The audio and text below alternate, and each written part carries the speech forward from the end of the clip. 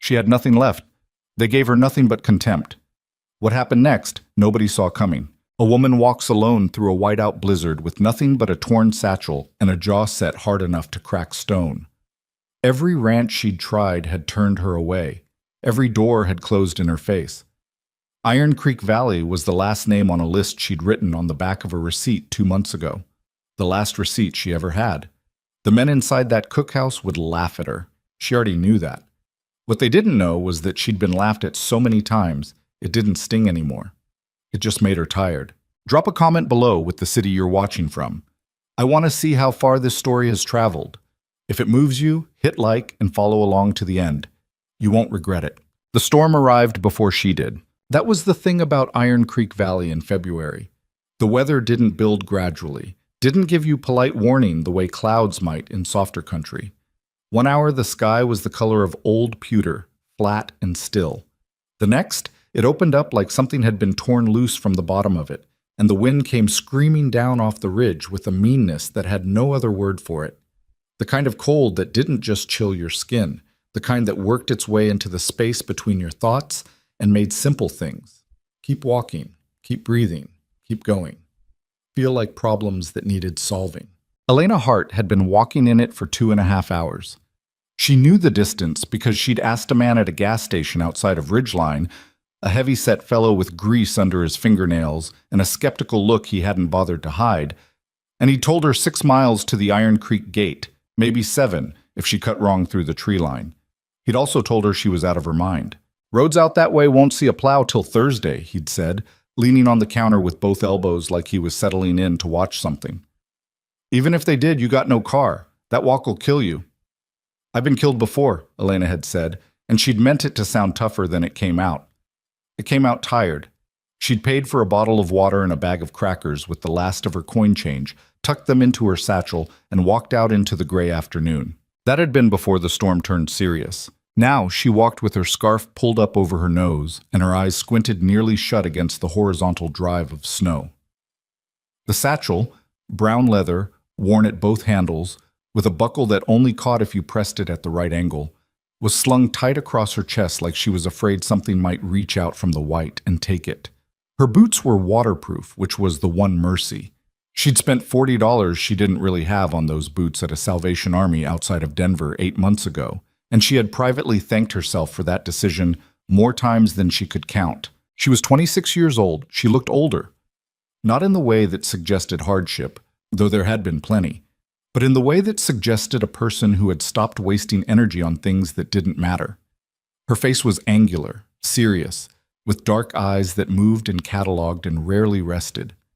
She had her mother's cheekbones and her father's stubbornness, and she'd long since decided the stubbornness was the more useful inheritance. The gate came into view through the snow like something materializing from nothing. It was iron, real iron, old and dark, mounted between 2 wooden posts thick as telephone poles. The name Iron Creek Ranch was spelled out in letters welded to the crossbar, though the paint had long since given up and the metal had gone the color of dried blood. The gate itself stood open. Not welcoming open. Forgotten open. The kind of open that suggested nobody had bothered to close it in years because the weather out here was deterrent enough. Elena stopped in front of it. She stood there for the moment that stretched longer than it should have. Her breath came out in ragged white clouds. Her fingers, inside her gloves, had gone past cold into that strange, numb territory where you couldn't entirely trust them to grip things right. Last name on the list, she thought. She walked through the gate. But the main house was a 1/4 mile up a gravel drive that the snow had turned into a suggestion. Flanking it were the outbuildings, a barn the size of a small aircraft hangar, an equipment shed with one wall that leaned at an angle that made you nervous, a series of smaller structures she'd learn later were the bunkhouses, and then, set slightly apart from the rest like it had been built as an afterthought, the cookhouse. It was the cookhouse that mattered. She'd done her research, such as it was, on a library computer in Ridgeline, 30 minutes of internet access while a teenager in headphones played something loud 2 stations down. Iron Creek Ranch ran a full crew year-round. 50-some-odd men, she'd read, though that number fluctuated. A ranch that size needed feeding 3 times a day. A ranch that size had a cookhouse and a cook position that, according to the single forum post she'd found from a ranch hand 3 years back, was always turning over because nobody wants to stay out here in the ass end of winter. She'd written down that sentence. She'd read it several times. Nobody wants to stay. That was her opening. The light in the bunkhouse nearest the main structure was on, and as she got closer, she could hear voices. Low, male, punctuated by the occasional burst of laughter. She didn't go to the bunkhouse. She went to the door of the main house and knocked, hard, 3 times, the way her mother had taught her. Knock like you mean it, not like you're apologizing for being there. The man who answered was not the owner. She'd find that out later. For now, he presented himself as the foreman, and he had the foreman's particular combination of authority and impatience. He was perhaps 50, with a face that the outdoors had worked over thoroughly. Weathered skin, deep-set eyes under a brow that seemed perpetually contracted, a gray mustache that needed trimming. He wore a flannel shirt and suspenders and looked at Elena the way men had been looking at her since she started this journey, like she was a problem that had arrived without an appointment. "Yeah," he said. "My name is Elena Hart," she said. Her voice was steady. She'd practiced that. "I'm looking for whoever's in charge of hiring. I heard you might need a cook." The man, his name was Garrett, she'd learned, stared at her for a long moment. His eyes moved to the satchel, then back to her face. She could see him doing the math. Alone, on foot, in a blizzard. What kind of person does that? "Where'd you come from?" he asked. "Walked from the highway." His eyebrows moved, not sympathy, something closer to reluctant acknowledgement. "In this?" "In this." He looked past her for a moment, like he was checking whether she'd arrived with someone else he'd missed. Then he stepped back from the door. "Come in," he said, and it didn't sound warm, but it didn't sound cruel either. It sounded like a man who had decided this was going to be someone else's problem to sort out. The dining area off the main hall was large and functional. Long tables, mismatched chairs, the kind of room that existed purely to serve a purpose and had stopped caring about appearances decades ago. 6 or 7 men were in there when Garrett walked Elena through, and the conversation stopped the way it always did when something unexpected walked in. Elena kept her chin level. She'd learned early that if you let your chin drop even slightly, people read it as surrender. "This is—" Garrett paused, looked at her. "Elena Hart." "Elena Hart. Says she's looking for cook work." He said it with a particular flatness that communicated his own neutrality in the matter. She said it. "I'm just reporting." There was a beat of silence. Then someone laughed. It wasn't cruel exactly. It was the kind of laugh that came from genuine surprise. A short, incredulous bark that a couple of other voices picked up and turned into something more sustained. A man near the back said something Elena didn't fully catch, but she caught enough. "She looks like she can barely feed herself." "Can you cook?" someone else asked, and there was amusement in it, but also a real question underneath. The way men in hard-working situations sometimes can't entirely separate mockery from pragmatism. "Yes," Elena said, simply, without elaboration. "Cookie walked out 3 weeks ago," a red-haired man said from the nearest table. He had the relaxed posture of someone who'd been here long enough to feel ownership of the room. His name, she'd learned, was Hatch. He was not quite as amused as some of the others. He was also watching her more carefully. "We've been rotating who covers it. Nobody's happy about it. Food's been terrible." "Mine won't be," Elena said. Another laugh, shorter this time. "Honey," someone said from the back. She didn't see who. "You couldn't be worse than Kellerman trying to boil eggs." "I told you not to give Kellerman the eggs," someone else said, and the room went briefly sideways into a private argument about Kellerman and eggs that Elena had no context for. Garrett held up a hand. The noise settled. "Look," he said, turning to Elena with the tone of a man trying to be reasonable despite everything. "We're not in the habit of... We don't typically take on..." "A woman," Elena said. Garrett's jaw moved. "I was going to say, someone who just walked in from the road in the middle of a blizzard with no references and no..." "Give me one meal," Elena said. The room went quiet again. This quiet had a different texture to it. "One meal," she said again. "You don't like it, I'll go. But give me the kitchen for one meal and let me show you." She watched Garrett's face. He was calculating. She could see it. The inconvenience of the current situation, the unpopularity of the rotating cook situation, the small, pragmatic voice that was saying, "What's one meal? What does it cost you?" "Breakfast," he finally said. "Tomorrow morning, you make breakfast for the crew.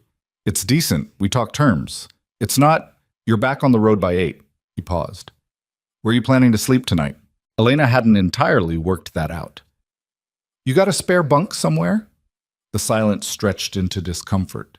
She could feel the room's collective ambivalence. This was the part where someone had to make a call that felt like a commitment, and nobody wanted to be the one who made it. "The supply room off the cookhouse has a cot in it," a voice said. Not Garrett. Not Hatch. It was a voice that came from near the door.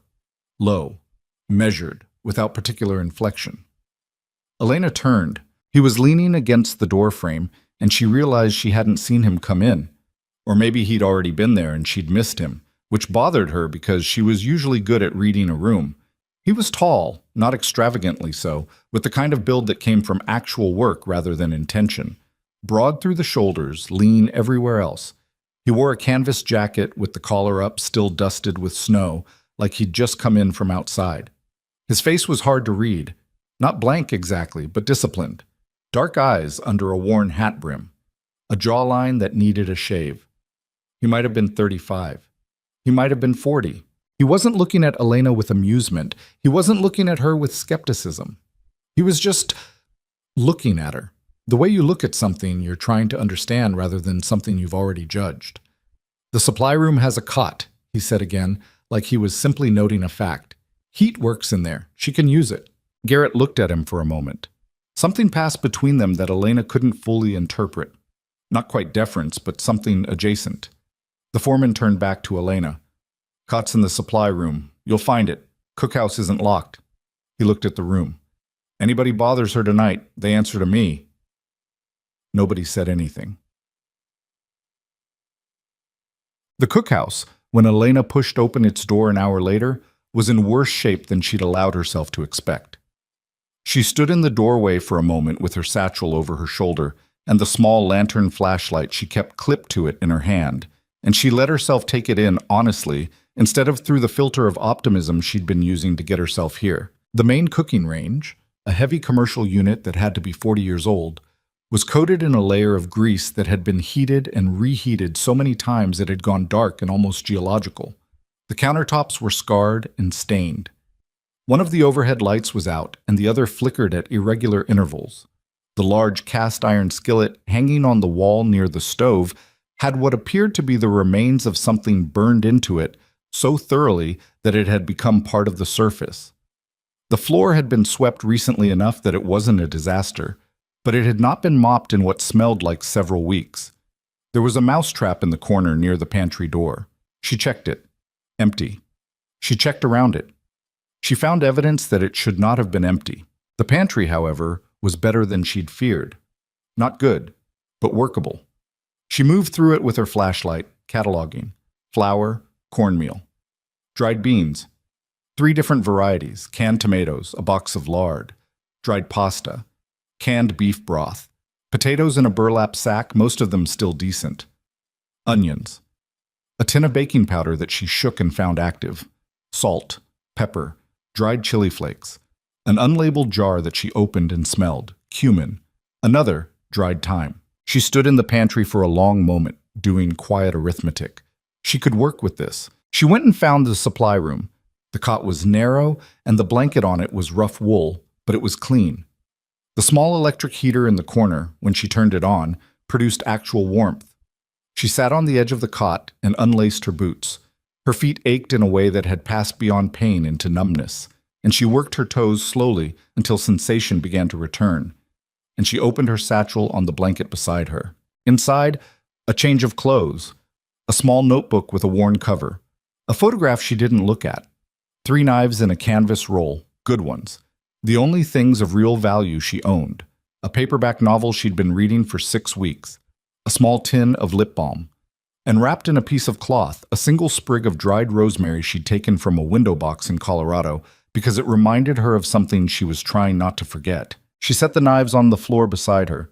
She lay down on the cot with her coat pulled over her like a second blanket and stared at the ceiling, which had a water stain in one corner shaped vaguely like a hand. She was not afraid. Or rather, she was afraid. She was always a little bit afraid. It was the background condition of the past 3 years of her life. But the fear had long since stopped being useful, so she'd learned to set it aside the way you set aside a tool that doesn't fit the job. What she felt now was something more specific and more useful. She felt the exact weight of what tomorrow required. 50 men. Breakfast. 1 shot. She went through the menu in her head twice, made small adjustments, then closed her eyes. She was asleep within minutes.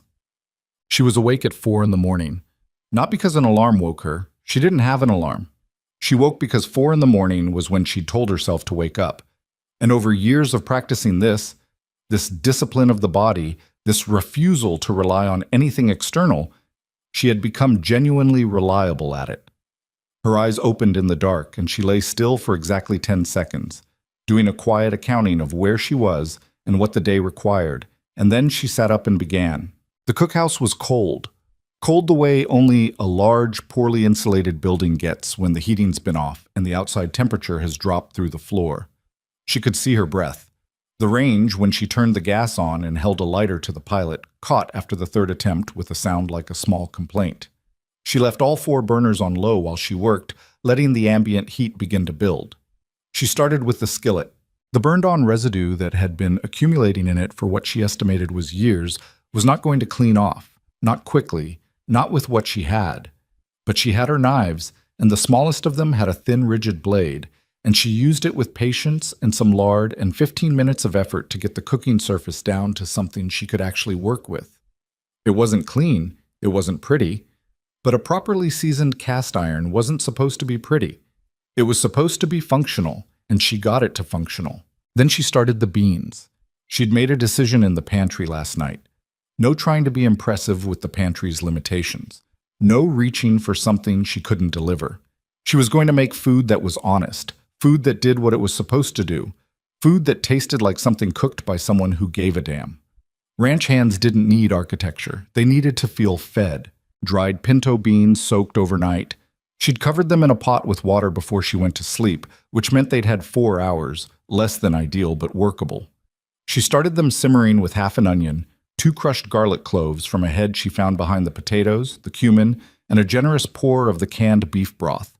She seasoned them early, and she seasoned them again in layers as they cooked, which was the thing most people got wrong about beans. Cornbread came next. Flour, cornmeal, baking powder, salt, a spoonful of lard, water. She had no eggs, which was a problem she worked around by adding an extra pinch of baking powder and a small amount of additional fat. She made it in 2 large cast iron pans that she found stacked in a lower cabinet, and she put it in the oven she'd been preheating for the past 20 minutes. The potatoes she cut thin, not shredded, not cubed, but thin cross-sections that would crisp properly in the skillet with the lard and the onion and the chili flakes. She started them when the cornbread was halfway done, working them in 2 batches because crowding a pan was the enemy of a proper crust, and she kept the heat high enough to work without burning. She found a coffee urn that held 20 cups and got it started. She found a smaller pot and started a second batch. At 6:15, she stood in the center of the cookhouse in the steam and the smell of it. Beans, corn, coffee, potatoes, the faint tang of chili and cumin under everything. And she did a last assessment. The long serving table that ran along one wall was set up. Everything was hot. Everything was ready. She wiped her hands on the cloth she'd tucked into her belt. She breathed. Okay, she thought. Okay. They came in at 6:30, not all at once. Ranch crews never filed in all at once. There was always the staggered procession of men who'd been up early and men who'd been up even earlier, the ones who'd done first light chores and the ones who'd done pre-dawn checks on the cattle, the early risers, and the ones who needed a full 3 minutes to transition from sleep to upright. She'd learned the rhythm of it in the 2 other ranch kitchens she'd worked in, briefly, before those situations had ended the way they always seemed to end. Hatch came in first.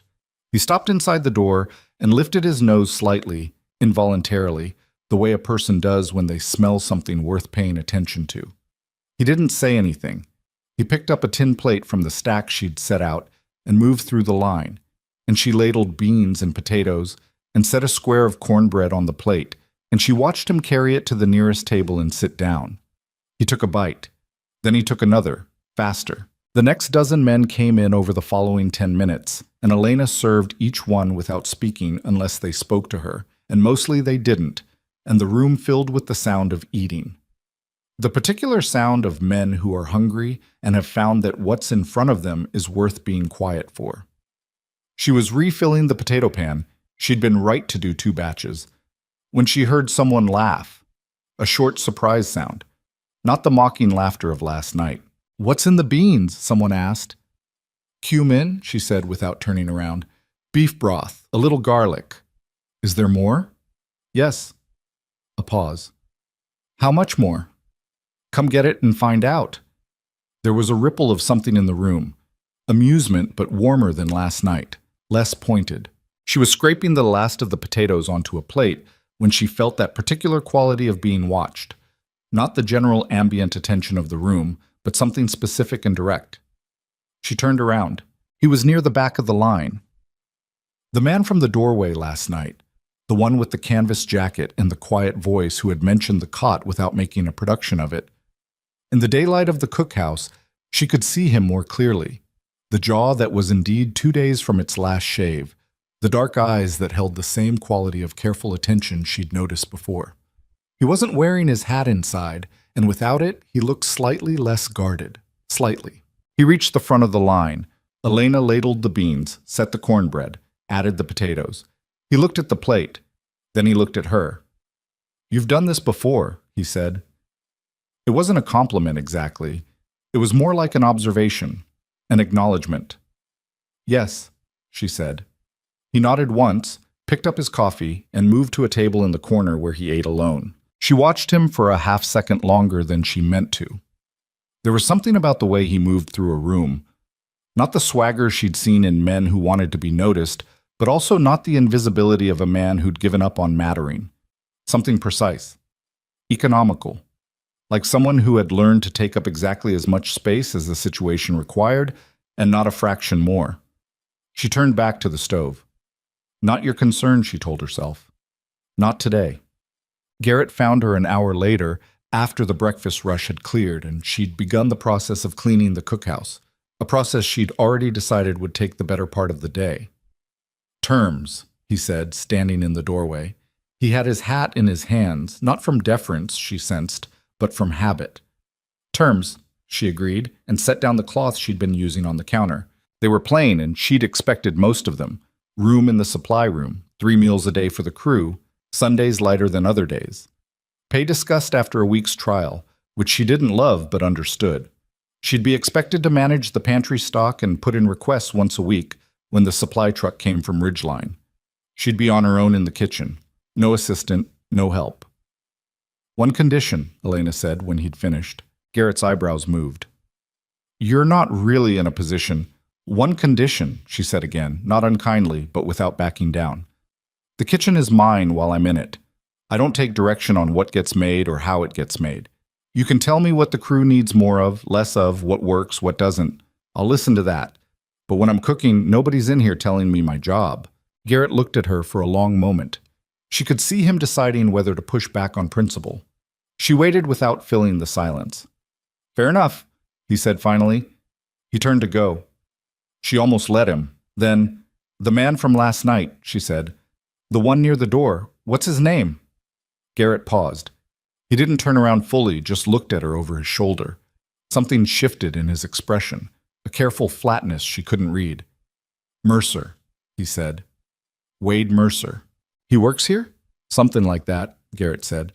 And then he was gone, and she was left standing in the middle of a kitchen that smelled of coffee and beans, holding a cloth, with the distinct and uncomfortable feeling that she'd just asked a question that had more layers to it than the answer had admitted. She stood with it for a moment. Then she put it away. She had work to do. The cleaning took all of what remained of the morning and most of the afternoon. She attacked it the way she attacked most problems, systematically without complaint, starting from the thing that would take the longest and working her way toward the things that could be done quickly. The range took an hour by itself. She had to remove the grates and work the surfaces underneath with a combination of hot water, lard used as a cutting agent, and the kind of patient scrubbing that left her right arm aching. The countertops were easier but still work. The floor she mopped twice, the second time to deal with what the first mopping had lifted but not removed. She found things in the process of cleaning that told her about the kitchen's history. A handwritten recipe card tucked under the pantry shelf for something called elkhorn chili in spidery handwriting, dated 1987. A child's drawing pinned to the inside of a cabinet door. A horse, crudely rendered with what appeared to be fire coming out of its nose. A coffee mug at the very back of the highest shelf that read, "World's okayest cook," which struck her as both sad and, given the state of the place, probably accurate. She kept cleaning. Around 2 in the afternoon, the door opened. She didn't look up from the floor immediately. She was on her knees working a particularly stubborn spot near the stove base, and she finished the stroke before she turned. It was Wade Mercer. He was carrying something, a section of pipe, roughly 18 inches long, with a coupling on one end. He crossed the kitchen without speaking and crouched down beside the sink. She watched him look at the plumbing underneath, then reach up and turn the tap. The water that came out ran brown for 2 seconds, then clear. "Left drain's been slow," he said, not looking at her. He was doing something with the pipe and a wrench he'd apparently had in his jacket pocket. "Should clear now. If it doesn't, let Garrett know." "I didn't ask anyone to fix the drain," Elena said. "No," he agreed. "So why?" "Because it was slow." He stood, wiped his hands on a cloth, turned the tap again. The water ran clear and drained fast. He nodded once, like something had been confirmed. "You moved everything off the shelves in the pantry." "I'm reorganizing. Weight distribution was wrong. Heavier cans on the lower shelves, lighter stuff up high. More stable." "Makes sense." He looked at the kitchen, at the cleaned range, the scrubbed counters, the mopped floor. She watched his eyes move through it, and she watched him note it without overstating it. "You've been at this all day. Someone had to. Previous cook didn't bother." "Previous cook isn't here anymore," she said. A pause. He looked at her with that direct, assessing quality she'd noticed twice already. The look that wasn't quite skepticism and wasn't quite approval and was somehow more unsettling than either one. "Dinner's at 7, he said. "I know. Crew will be hungry. Fence line work in this weather burns through people." "I know what fence line work is," she said, with slightly more edge than she'd intended. He registered it without reacting to it. "I didn't say you didn't." He picked up his tools and walked to the door, paused with his hand on the frame. "The mouse problem," he said. "Back corner of the pantry. Steel wool in the gaps. Better than traps." He left. Elena stood in the middle of the clean kitchen with the mop handle in her hand and the very clear awareness that she couldn't entirely make up her mind about Wade Mercer. He wasn't unfriendly, but he also wasn't doing the thing men often did when they were being friendly. The performance of warmth, the verbal signaling. He spoke only when there was something to say, and he left when he was done. It should have been neutral. It wasn't quite neutral. "Stop it," she told herself. She went and put steel wool in the gaps in the corner of the pantry. Dinner that night was pinto bean soup, thickened, spiced differently than the morning's beans, with the remaining potatoes cubed into it and the dried pasta broken into short pieces, and cornbread from a second batch, this one with a little more salt and a proper crust. Simple. Complete. She'd found 2 large cans of corn in the back of the pantry and added that. She found pepper she hadn't noticed before and used it. The men came in and they ate, and this time some of them nodded at her when they went through the line, which wasn't much but was more than this morning had offered. After dinner, when the room had cleared and she was starting the washing up, Hatch appeared in the doorway. "For what it's worth," he said, leaning on the frame with a cup of coffee he'd apparently poured himself. "That was better than anything Cookie made in his last 2 months here. That's not a high bar, from what I understand." "It isn't," Hatch agreed pleasantly. He drank some coffee. "Where'd you come from? Before here?" "Around," Elena said. "That's not an answer." "It's the one I have right now." He studied her over the coffee cup. Not hostile, curious in the way of someone who was used to reading people and found this one unusually opaque. "You don't give much away." "No." "Why's that?" She set a pan on the rack to dry, picked up the next one.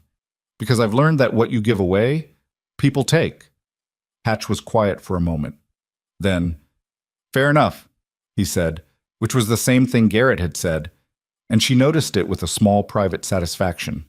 He set down his cup and left. She finished the washing up alone in the quiet of the cookhouse, with the wind still coming down off the ridge and pressing against the windows with a sound like something that wanted in.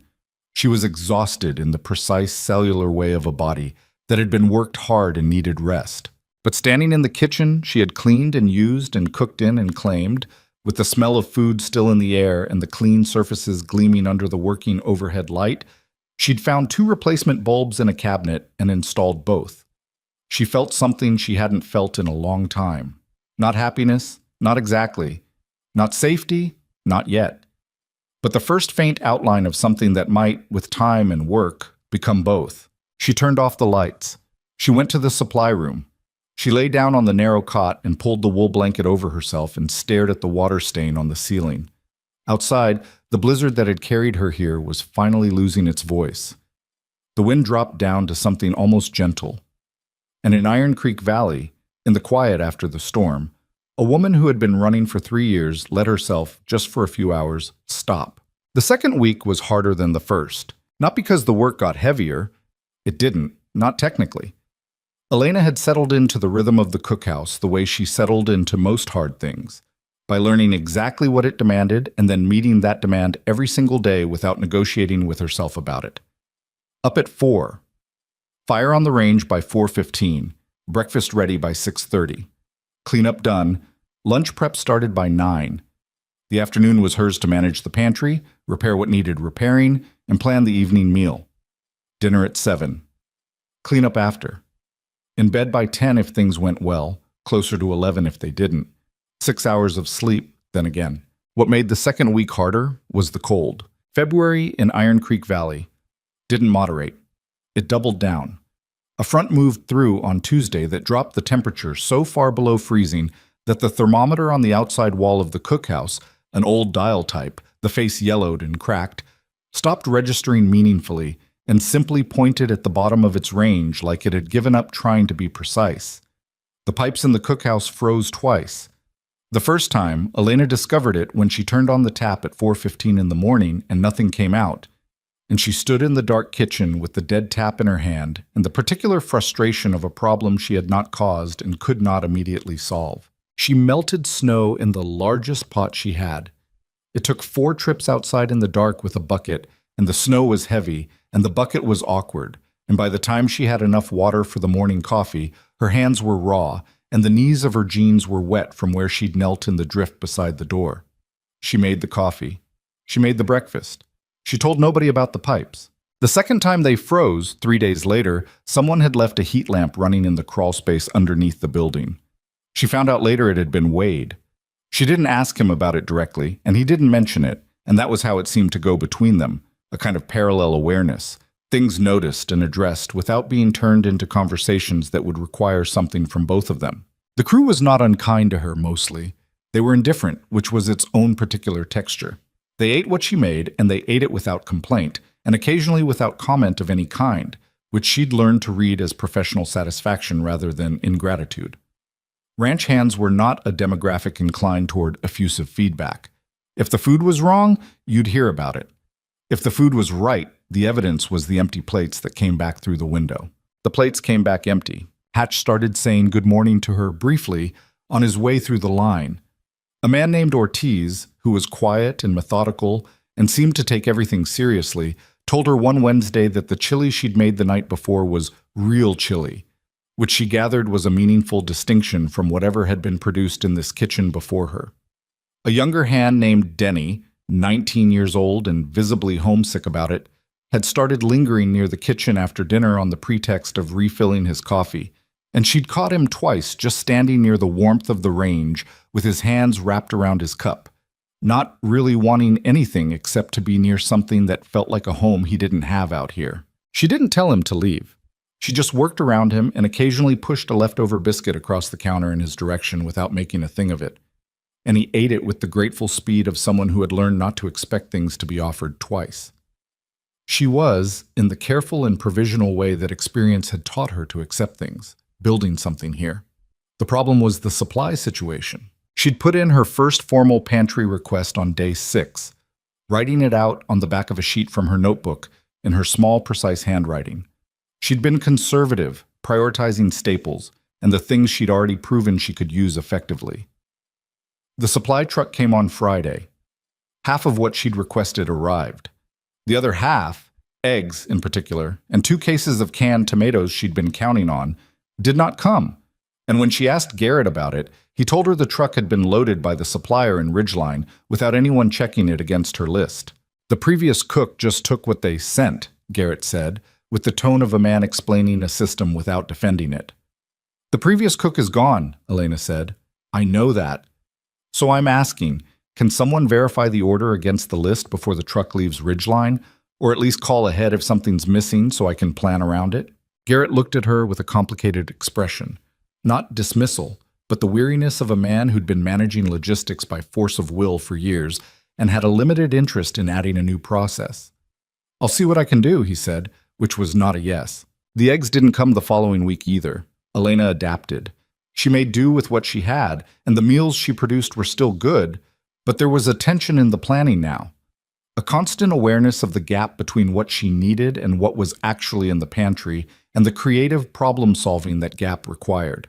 It wore on her in the small, cumulative way that resource scarcity always wore on her. Not dramatically, but persistently, like a stone in a boot you'd learn to walk around. She said nothing about it to the crew. She said nothing about a lot of things. On a Thursday morning in the 3rd week, she was carrying 2 full water pails from the outdoor pump. The pipes had frozen again overnight, more briefly this time, when one of the handles gave. Not broke clean. Gave, partially, the metal fatiguing at the seam where the handle met the bucket, so that the whole thing twisted sideways and dumped roughly half its contents onto her left side, from shoulder to boot.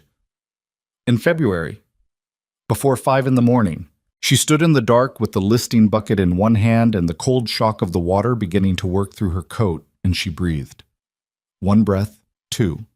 She didn't swear. She didn't put the bucket down and walk somewhere to be upset, which was what she wanted to do. She transferred what remained in the good bucket to the bad one, carried them both inside as carefully as she could, set them on the stove, and then went to the supply room and changed her clothes while the water heated. She had only one other set of work clothes. She put them on while the wet ones dripped on the end of the cot, and she went back to the kitchen and started breakfast. By 6:30 the range was going, the coffee was done, and the kitchen was warm enough that the smell of it— that morning it was a thick porridge with brown sugar and dried fruit she'd been rationing carefully, and a pan of biscuits that had taken 3 attempts to get right given the humidity from the melted snow— had begun to travel the way good kitchen smells travel in cold buildings, threading under doors and through walls. She was at the range when Wade came in. He didn't come through the main door with the rest of the crew. He came in through the side door that connected to the equipment corridor, and he was carrying the broken water pail. She'd left it outside and hadn't thought about it since. "Handle's gone," he said. "I noticed," Elena said without turning around. He set it down near the door and she heard him doing something with it. The sound of tools, brief and efficient. She stirred the porridge and checked the biscuits and didn't look over. "It'll hold for now," he said after a few minutes. "Need a new one ordered. I'll add it to the supply list." "Thank you." A pause. The kind of pause that had something in it. "You're wearing different clothes than yesterday," he said. She turned then, not sharply, just looked at him. His face was exactly what it usually was. Reading her, not performing anything. "Bucket incident," she said. "I figured." He looked at her for a moment longer. "You should have said something." "To who? About what?" "The pail. It's been loose for a while. Someone should have caught it." "Someone did catch it," Elena said. "Me. At 5 this morning." Something moved in his jaw. Not quite frustration, not quite something else. "That's not what I meant." "I know what you meant," she said, and she turned back to the range. "Biscuits are in 2 minutes if you want them." He got his plate and went to his corner table, and she watched him, out of the sight of her vision, eat the porridge and the biscuit, and she watched the moment when he paused after the first bite of the porridge, a pause so brief she might have missed it, and then continued eating with a steadiness that she'd learned to read as its own kind of compliment. She let herself feel that for exactly 3 seconds. Then she moved on. It was around this time that the rumors started about the owner coming back. She heard it first from Denny, who had a habit of sharing information he'd overheard without entirely understanding the political weight of it. He mentioned it one evening while refilling his coffee. The owner had been away for months, handling something in the East, a property dispute or a business matter or both. Nobody seemed quite sure, and word had come through Garrett that he was expected sometime in the next 2 to 3 weeks. "What's he like?" Elena asked, because it seemed like the natural question, and because she needed to know. Denny thought about it with the furrow of someone who'd only been at the ranch 6 months. "I've never actually met him," he said. "Been away since before I got here. Garrett runs things." "Garrett runs things well," Elena said, which was honest. "Yeah, but—" Denny stopped. "But what?" He looked slightly uncomfortable, like he'd started a sentence he hadn't planned the end of. "Garrett runs things the way things have always been run. The owner, from what the older guys say, he's different. He changes things when he comes back, makes decisions." He paused again. "Some of the guys are a little, I don't know, nervous isn't the right word." "Uncertain," Elena said. "Yeah, that." She absorbed this quietly. After Denny left, she stood at the sink doing the last of the washing up, and she let herself think about what it meant for her situation. Her position here was technically on trial. Garrett had never formally ended the trial period or confirmed her as permanent, which she'd noticed and filed away. A returning owner was a variable she hadn't planned for. A new decision-maker. A new set of eyes on everything, including her. She dried her hands and looked at the clean kitchen. "Then I'd better make sure there's nothing to find fault with," she thought. She doubled down on the food. She'd been cooking well from the start. She knew that. She wasn't modest about her own competence. But she'd been cooking carefully, given the supply limitations, making choices that were reliable rather than ambitious. Now she started taking more deliberate risks.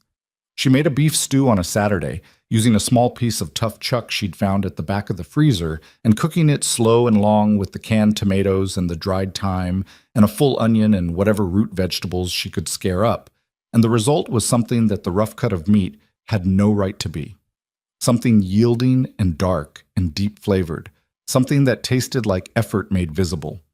She made it in the largest pot she had, and she made enough for seconds and thirds. And for the first time since she'd arrived, she heard the specific quality of silence in the dining area that meant men were too focused on what they were eating to bother talking. She came out of the kitchen once during that meal. She rarely did, preferring to let the food speak without being attached to it. And she stood in the doorway for a moment just to see. The room was full. Every seat. Men she hadn't seen eat with any particular attention were bent over their plates with a concentration that was almost reverential. Ortiz looked up and met her eyes and gave her a single nod, slow and deliberate, and then looked back down. Hatch, across the table, said something to the man next to him that she couldn't hear, and the man glanced up at her briefly and then away. She went back into the kitchen. She was almost back to the range when Wade appeared in the kitchen doorway. Not in line. Not carrying a plate, just standing there, and she had the strange sense that he'd come specifically to find her, which was a thing she immediately questioned because she had no particular reason to believe it. "That stew," he said. "What about it?"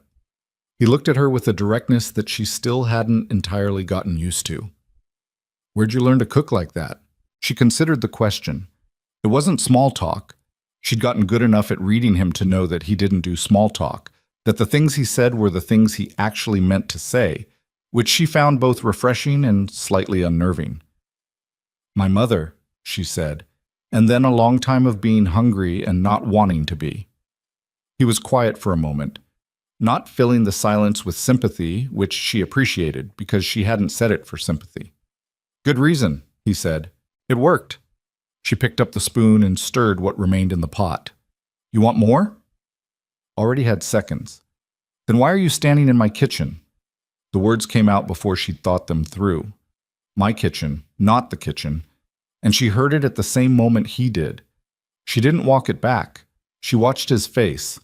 Something shifted in it. The smallest thing, barely visible. It might have been amusement. It might have been something else she didn't have a name for yet. "Fair point," he said, and left. She stood for a moment after he'd gone with the spoon in her hand, looking at the doorway he'd occupied. Then she made herself go back to work, because there was a kitchen to clean and tomorrow's breakfast to prep. And whatever the particular quality of that exchange had been, it had no place in the list of things she needed to be thinking about right now. She was good at telling herself things had no place. She was getting less good at believing it.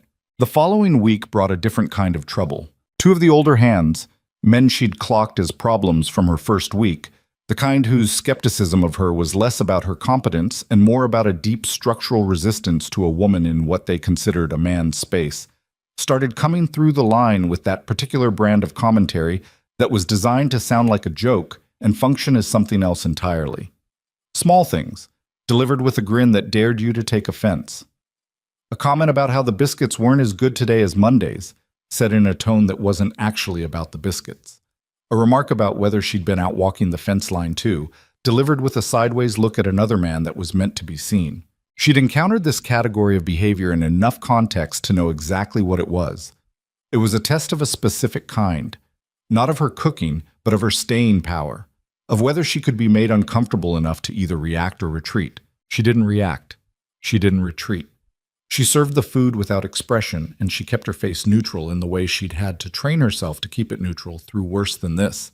And she gave them nothing to work with because that was the only effective response to that particular game. You don't argue with a man who is using argument as a vehicle for something other than the actual disagreement. You take away the vehicle, but it was wearing. In the quiet of the supply room at night, lying on the narrow cot with the wool blanket pulled up and the small heater ticking to itself in the corner, she felt the accumulated weight of it. Not defeat. She hadn't been defeated. But weariness, yes. The particular exhaustion of having to be more careful than other people every single day, of having to manage not just the work, but the constant background work of existing in a space that had not been designed for you and still wasn't entirely sure it wanted you there. She was lying there one night, not quite asleep, when she heard something outside the supply room wall. A brief exchange of voices, low but audible through the thin wood. She recognized one of them. The louder, rougher one belonged to a man called Briggs Dalton, who was the older of the two who'd been making the comments. A broad, florid-faced man in his mid-40s who operated with the confidence of someone who had learned that his size and his temper were sufficient substitutes for most things. She couldn't make out all of it, but she caught enough. Something about how long before she packs up, and something about Garrett soft on her, and then a laugh that carried a specific dismissiveness in it, the kind of laugh that reduces something to a conclusion that's already been reached. She lay still in the dark. She wanted badly to get up and open the door and say something. She could feel the words pressing up from somewhere below the careful surface she maintained. But she knew, the way you know things that have been learned through hard experience rather than through reasoning, that going out there and saying anything would hand him exactly what he was looking for. Evidence that she could be provoked. Evidence that she was taking up the kind of space that disrupted things. She lay still. She breathed. She stared at the water stain on the ceiling that was shaped like a hand. Eventually, the voices moved away. The night went quiet again. The heater ticked. What she didn't know, what she couldn't have known from where she lay, was that there had been a third person in that corridor. A person who had been walking through from the equipment side and had stopped and stood in the dark without announcing himself, listening to what Briggs Dalton had to say and filing it carefully away. By morning, nothing visible had changed. Briggs came through the line with his grin in place and his comment ready, something about the coffee being weak, delivered with that particular proprietary tone. And Elena gave him his plate and her flattest expression and said nothing. But that afternoon, she noticed that Briggs spent 20 minutes with Garrett in the corner of the main hall, and when he came out, he looked like a man who had said his piece and found it received less warmly than expected. He didn't look chastened exactly. Men like Briggs didn't do chastened, but he looked like something had been registered somewhere, and that the registration had come from a direction he hadn't anticipated. She didn't know what to make of it. She cataloged it and moved on. The days stacked up. She kept cooking. She kept the kitchen clean. She kept getting up at 4 in the morning in the cold and finding a way to make something out of what was available. When the supply order came back short again, this time missing the sugar she'd been counting on, she made savory cornbread instead of sweet, added dried chili and a sharp cheddar she found at the back of the cheese shelf that was a week from going off, and produced something that Ortiz said, with what was for him high praise, he'd never tasted before but intended to eat again. She was building something. Slowly, imperfectly, in cold and exhaustion, and with tools that were never quite right for the job, but building it. On the morning of her 22nd day at Iron Creek Ranch, she stepped out of the cookhouse before first light to take in what remained of the storm they'd had overnight. The sky had cleared, and the stars over the valley were extraordinary, the kind of sky you only get when the air has been scrubbed clean, and there's nothing between you and whatever's out there. She stood on the step in her coat with her coffee in both hands and her breath coming out in slow white clouds, and she looked at it. It was cold enough to hurt her face. She didn't go back inside. She stood there for a few minutes, just breathing it, just being present in it, and she felt, not for the first time, but more specifically than usual, that this piece of land had a quality to it that she hadn't quite prepared herself for. Something about the scale of it, the way the ridge stood above the valley with its dark tree line against the sky, the way the snow on the flats caught the starlight and made the whole landscape quietly luminous. She was not the kind of person who felt things about landscapes. She'd moved through too many of them too quickly for that, and she'd learned to keep herself relatively untethered from any particular geography. Tethering led to grieving when it ended. But she stood there on the step and she looked at the stars over Iron Creek Valley, and she felt something she recognized with mild alarm as the beginning of caring about a place. Somewhere in the main building, a light came on in an upper window. She looked at it for a moment, then looked back at the sky. 22 days. She'd been turned out of places in less time than that. She'd been let go from jobs after twice that long, and it had felt like nothing, or something only barely distinguishable from nothing, because she hadn't let herself settle in. She looked at the window. She looked at the valley. She drank the last of her coffee. She went inside and started breakfast. And somewhere in the back of her mind, in the place she normally kept padlocked and problem-focused and ruthlessly practical, she acknowledged what she would not say out loud yet, that leaving this place would cost her something, that she had begun, without permission and without exactly meaning to want to stay. The morning Garrett told her the owner was arriving tomorrow, Elena was elbow-deep in bread dough. She'd started making bread 3 days ago. Real bread, not biscuits, the kind that required actual time and attention, and a patience with yeast that the cookhouse's fluctuating temperature made genuinely difficult. The first batch had been wrong, too dense, the crust good, but the interior not right, and she'd eaten a slice of it standing over the sink at midnight and made a list of what needed adjusting. The second batch was better. The third, which was currently under her hands on the floured countertop, she thought might actually be what she'd been going for. She kept working the dough when Garrett came in. He stood in the doorway in his usual way, hat in hands, expression doing that thing where it communicated information without committing to a feeling about it. "Tomorrow," he said. "Afternoon, most likely. Wanted you to know." "All right," Elena said. She folded the dough, turned it, pressed the heel of her hand in. "Anything I need to do differently?" Garrett considered this. "Main house dinner. If he arrives in time, something—" He paused, searching for the word. "Appropriate." "Appropriate," Elena repeated. "He's been traveling. He'll be tired." "I'll make something good," she said. "I make something good every night." Garrett looked at her for a moment with an expression that was almost, not quite, the beginning of a smile. "Yeah," he said. "You do." He put his hat back on. "Just thought you should know." He left. Elena pressed the dough and thought about what appropriate meant to a man she'd never met. For a dinner that would be, she understood perfectly well, a kind of audition. She'd been on trial since day one, technically. But this felt different. This felt like the trial that counted. She shaped the loaves. She covered them. She let them rise. The rest of the day had the particular quality of a day before something, a taut, surface-level normalcy with something pressurized underneath it. She noticed it in the crew, too. The conversation at lunch was louder than usual and slightly less focused, the way conversation gets when people are talking to fill a space rather than because they have something to say. Denny dropped a tin cup twice.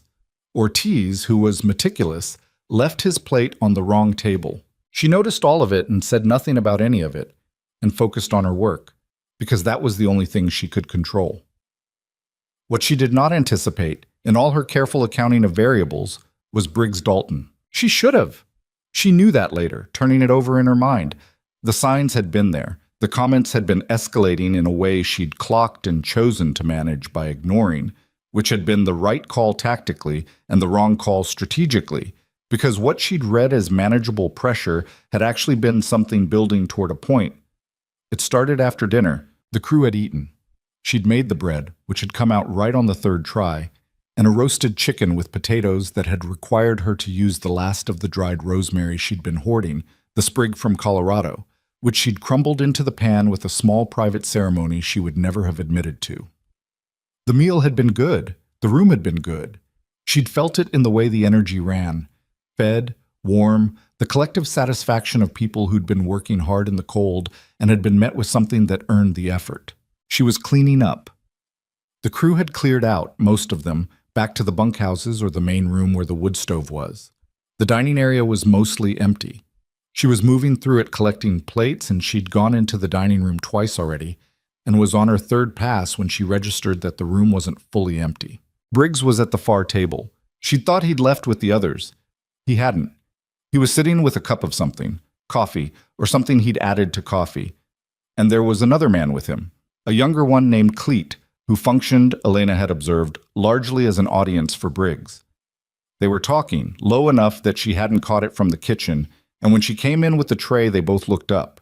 She collected plates. She kept her eyes on the work. "Good bread tonight," Briggs said. She looked at him. His tone was the same as it always was, a surface cordiality that had something else running just below it, something she'd learned to recognize the way you learn to recognize a note that's slightly off-key. She had no reason to think this was different from the other times. That was the problem. "Thank you," she said, and kept moving. She was reaching across the table for the last plate when he said, conversationally, "You know the owner's coming tomorrow?" "I know," she said. "Be interesting to see what he makes of you." She picked up the plate, set it on the tray, didn't answer. "Man's been away a while," Briggs said. "He's got a particular way he likes things run. Traditional. You know what I mean." "I don't think you're talking about the cooking," Elena said without looking at him. "Could be I am," he said. "Could be I'm talking about the whole setup. Woman running the cookhouse, living on the property. He's a traditional man." He paused. Might not sit right with him. She'd heard this argument in various forms before. She picked up the tray. "Garrett hired me," she said. "The food's good. That's what matters." "Garrett doesn't own the place," Briggs said.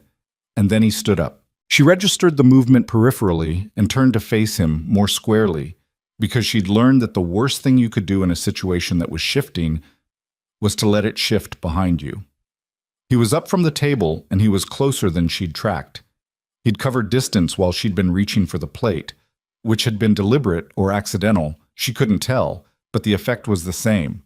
He was close enough that she had to stop moving. "All I'm saying," he said, and his voice had the reasonable quality that she'd come to understand as the most dangerous register, the one that had rehearsed itself, is that some situations sort themselves out before the boss has to get involved. Save everybody some awkwardness. "What kind of situations?" Elena said. Her voice was level. She was working to keep it level. "The kind where a person who doesn't really fit a place figures that out on their own, before someone tells them." She looked at him. He was big, and he knew it, and he was using the fact of his size the way some men used it. Not overtly, not in a way you could point to, but in the placement and the posture and the particular quality of calm that came from knowing you occupied more physical space than the other person. "I fit fine," she said. "The crew eats, the kitchen's clean. I do my job. That's one way to look at it." He reached past her, ostensibly for his cup on the table behind her, and his hand closed around her wrist. Not violent, not immediately violent. The grip was a fact, not an attack, a demonstration of the capacity for both. His fingers were thick, and his hand was large, and it went around her wrist easily, and he held it the way you hold something you intend to set down somewhere other than where it was. Time did something strange in Elena's perception. Not slow, exactly. More like it clarified, the way a photograph develops. Things came into sharp resolution. The grip on her wrist, Cleet watching from the far table with an expression that was working hard to be neutral. The tray she was holding in her other hand, heavy with plates. The light overhead, one of the two bulbs she'd replaced now flickering again. The smell of the kitchen behind her, the good smell of what she'd made tonight. And beneath it, the cold iron smell of the range. And beneath all of it, memory. The specific, involuntary kind that bypasses thinking and hits somewhere lower, somewhere that still knew certain things too well. A different grip in a different room. The particular helplessness that wasn't just physical, but something they did to the inside of you, something they took that you spent years trying to get back. Her jaw tightened. She did not move. "Take your hand off me," she said. The voice that came out was very quiet and very even, and it cost her more than Briggs was ever going to know. Briggs held for 1 second. 2. He was making a point. He found out he'd been in the room with someone else. Dalton. The voice came from the side door, the equipment corridor entrance, the same door Wade used when he came in from the working side of the property. Elena turned her head, and Briggs did the same, and Wade Mercer was standing in the doorway. He wasn't posed. He wasn't doing the thing men sometimes did when they walked into a scene like this, the big entrance, the announcement of themselves. He was simply there, the way he was sometimes simply there, except that something in the economy of his posture had changed in a way that registered before you could describe it, like the temperature in a room before a storm. "Let go of her wrist," he said. "Mercer." Briggs turned to face him without releasing Elena's arm. He did it with the ease of a man recalculating rather than retreating. "This is a conversation between me and the cook." "It's not a conversation," Wade said. He walked into the room. Not fast. The pace of someone who is not hurrying because they don't need to hurry. "Let go of her wrist and step back." Briggs held for another moment. It was the wrong decision, and some part of him seemed to know it, but he'd been operating on his own authority in this place for long enough that backing down had a cost he wasn't willing to pay in front of Cleet without at least registering his objection. He released Elena's wrist, and he turned to face Wade, and he said, "You're not Garrett. You don't run this crew." "No," Wade agreed. He stopped about 5 feet from Briggs. Elena had moved back from between them without consciously deciding to. Instinct, clearing the space. "I don't run the crew." "Then this is between me and—" "There is no between you and," Wade said. "Whatever you're doing here, it's done. Tonight and every other night." Briggs looked at him. Elena watched Briggs do the math that she could see him doing. The size comparison, which was not decisively in either direction, Wade being leaner, and the authority comparison, which was murkier. Briggs had 10 pounds and possibly 2 inches on Wade, and she could see him factoring that in the way certain men always factored it. "You got a personal interest in the cook?" Briggs said, and the way he said personal interest carried its own payload. Something shifted in Wade's face. It was controlled, but it was real. A tightening around the eyes, a quality of stillness that in Elena's reading was not calm, but was what calm looks like when it's being used to contain something else. "I've got an interest in what happens on this property," Wade said.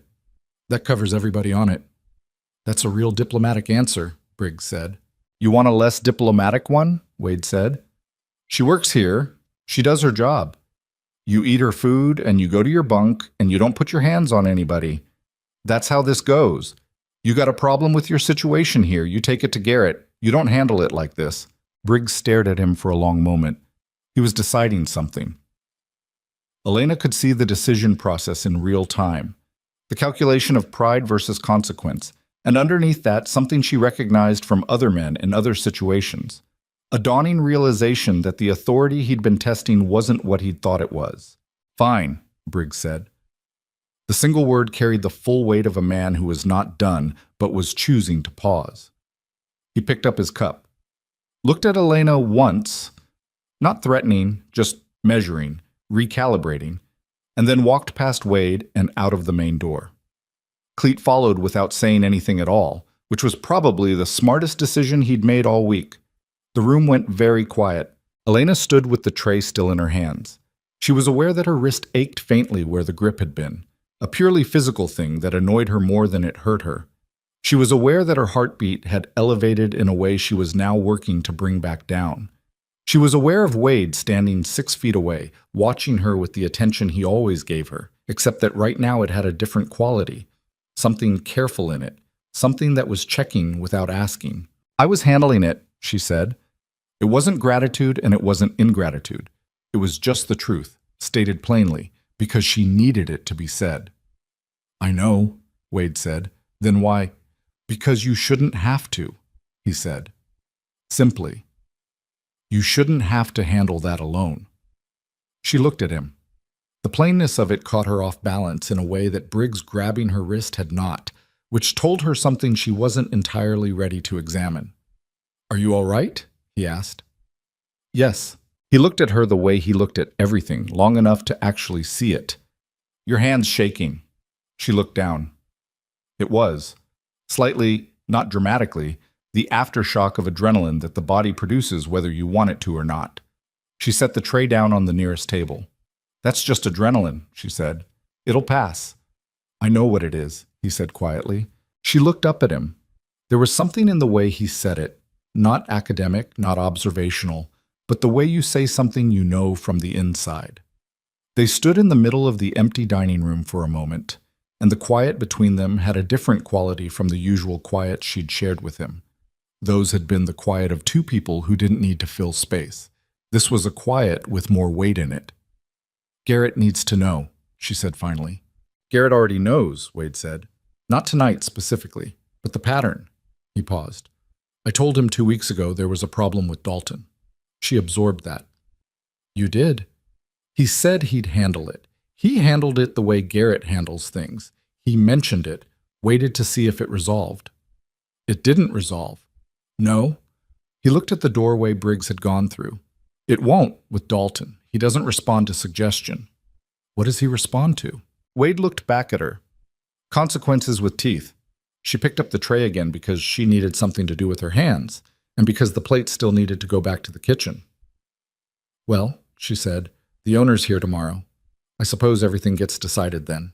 She said it flatly, like it was a practical observation, but she heard the underside of it, the thing she hadn't meant to let out, the anxiety of tomorrow, the precariousness of her position here, the fact that she'd built 20-some days of something that could be dismantled in an afternoon by a man she'd never met. Wade looked at her for a moment. Get some sleep, he said. Whatever happens tomorrow, you've done good work here. That doesn't disappear. She didn't answer that because she wasn't sure she believed it, and she didn't want to argue about it. She carried the tray back to the kitchen, and she heard him leave through the side door, and she stood at the sink in the kitchen that was hers, and she washed the plates, and she breathed. Her wrist stopped aching after a while. Her hands stopped shaking after that. She stood at the sink after the washing was done, not moving yet, just standing in the warm kitchen that smelled of bread and rosemary and the work she'd made of the past 3 weeks. And she let herself feel the full weight of what had nearly happened tonight, not the physical fact of it. A man's grip, she'd survived worse than that, and the grip had been released before it became anything more. What she felt was the older thing underneath, the memory that Briggs's hand on her wrist had woken up, the way a sound in the dark can wake up something that was supposed to be sleeping. She'd run from a situation 2 years ago that had started exactly like this. Small tests, gradual pressure. A man who'd learned to read the acceptable edge of his behavior and stayed just inside it while he moved it incrementally forward. She'd left that situation later than she should have, and the leaving had cost her more than she liked to think about, and she'd been paying the cost of it in the form of this life. The moving, the satchel, the worn boots, the last name on the list. She was not going to let it happen again. Whatever happened tomorrow when the owner arrived, whatever decision got made about her future on this ranch, she would not be moved by fear. She would not be pressured out of something she'd earned. She had 30-some days of work in the walls of this kitchen, in the empty plates, in the growing silence at mealtimes, and nobody was going to take that from her without a fight she intended to make difficult. She dried her hands. She turned off the light over the range.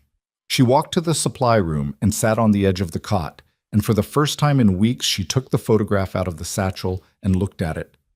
A woman and a girl, neither of them looking at the camera. They were looking at something off to the side, both of them laughing at whatever it was.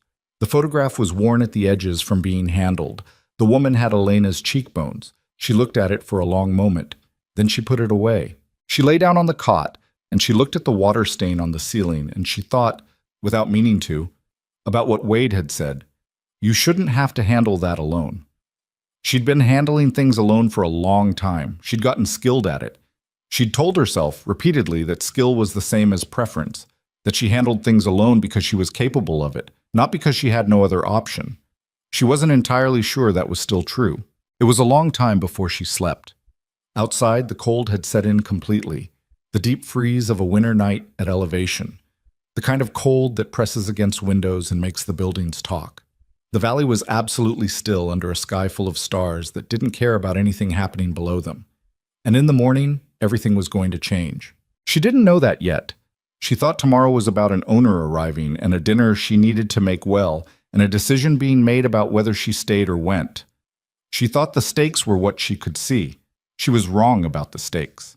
But she was right about the morning.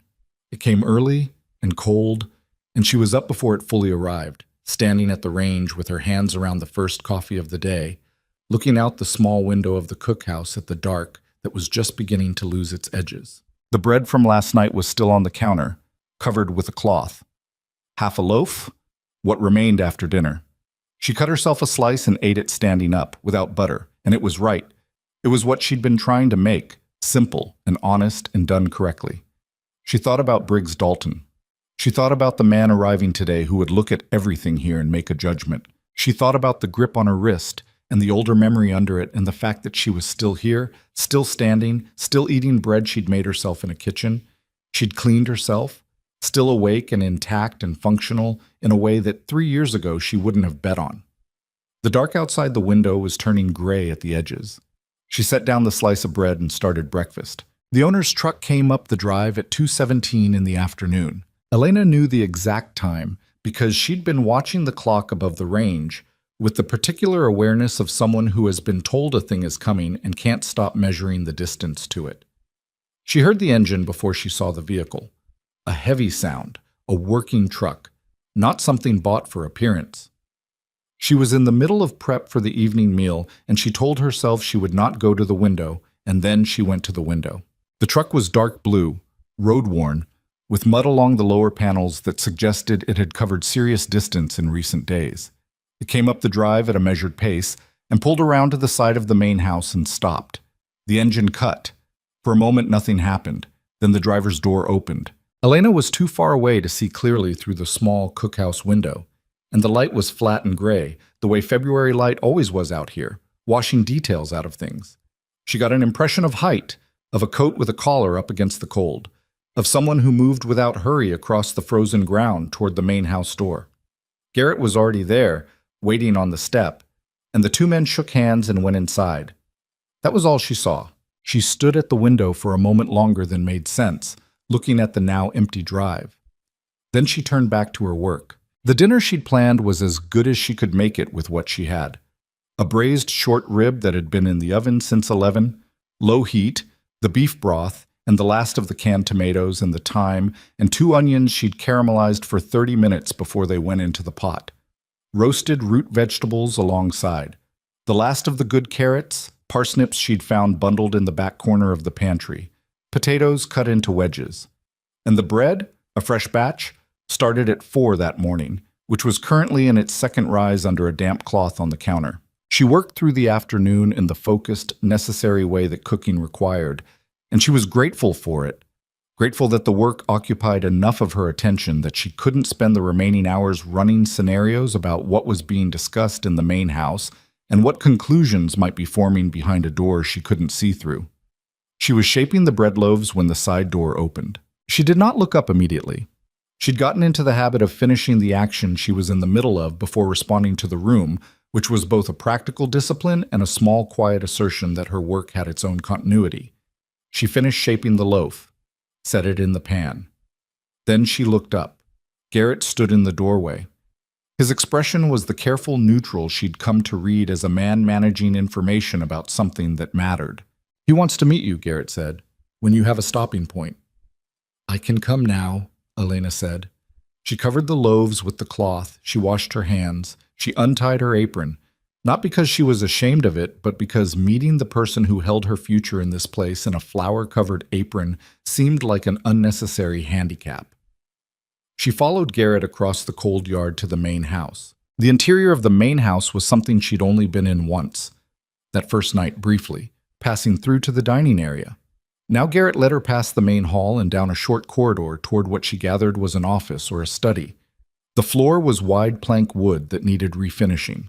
The walls had photographs, old ones, landscapes and livestock, and one formal portrait of a couple she didn't know. She had time to notice that a lamp in the hallway had a burned-out bulb, the same way she always noticed these things, and she almost made a mental note to replace it before she caught herself. Not your house, she reminded herself. Not yet. Maybe not ever. Garrett knocked on the door at the end of the corridor. A voice from inside. Come in? Garrett opened the door and stepped back, which meant Elena went in first. The room was a working office. Desk, 2 chairs, a low bookshelf that had more stacked paper than books, a window that looked out toward the barn. There was a coat hung over one chair, the road-worn coat she'd seen from the cookhouse window, still holding the cold of the outside in its fabric. The man behind the desk was looking down at something when she came in, and then he looked up. The moment lasted a fraction of a second. Physiologically, neurologically, it was not a long moment, but Elena would remember it later with the strange precision that shock sometimes lends to things. The way the late afternoon light came through the window and fell across the desk, the sound of the wind outside, the smell of the office, old wood and cold air and coffee that had been sitting too long. Wade Mercer looked at her from behind the desk, not the corner table where he always ate alone, not the doorway to the equipment corridor.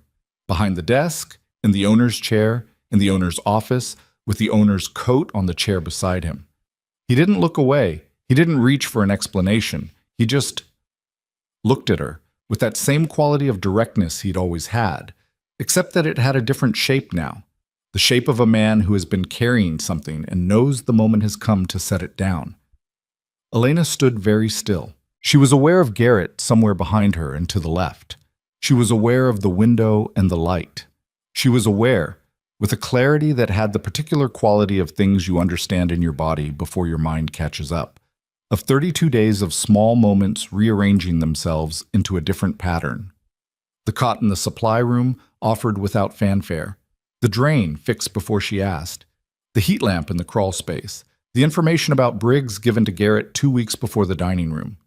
Every time he'd appeared through the side door at moments that had felt, in retrospect, slightly too well timed to be coincidence. The silence went on for 4 full seconds, which, in a room that charged, was a very long time. "You own this ranch," Elena said. It wasn't a question. She already knew the answer. She was saying it aloud because she needed to hear herself say it. "Yes," Wade said. She absorbed that. She stood with it the way you stand with something heavy, finding the balance. "The quiet cowboy," she said, and her voice came out with an edge she hadn't entirely planned. "The man who eats in the corner, who fixed my drain and put a heat lamp in the crawl space, who told Garrett about Briggs 2 weeks ago." "Yes," he said again. "You've been here the whole time," she said. "You never left. I was traveling up until the week before you arrived. When you came through the gate, I was back. He paused. "Garrett runs the operations. That's his job. I wasn't hiding. I was working." "You let me think you were a ranch hand," she said. "I didn't tell you I was. I didn't tell you I wasn't." He held her gaze. "Those aren't the same thing. That's a careful distinction. It's an honest one." She looked at him. She felt the anger in her chest, and she didn't push it down, because she'd spent too many years pushing things down, and the cost of that was too high. But she also didn't let it run, because this moment required more precision than anger allowed. "Why?" she said, simply. He leaned back slightly in the chair. He looked like a man who had thought about this, who had prepared an answer and was now deciding whether the prepared answer was the right one, or whether the real answer, which was harder, was what this moment actually called for. He went with the real answer. "Sit down," he said. Not a command, a request. She sat in the chair across from him. Garrett closed the door from the outside quietly, which meant he'd left them alone, which meant he'd known, or suspected, that this conversation was coming. Wade folded his hands on the desk. 2.5 years ago, he said, I was in a town called Millhaven, passing through. I'd sold a parcel of property out that way, and I was driving back. It was late, maybe 9 at night, and I stopped at a diner for coffee. He looked at his hands briefly. There was a woman in the diner, sitting in the far booth with a cup of tea she'd made last as long as she could. She had a black eye that she was wearing like she was used to wearing it, like she'd had some practice making it look like it wasn't there. He paused.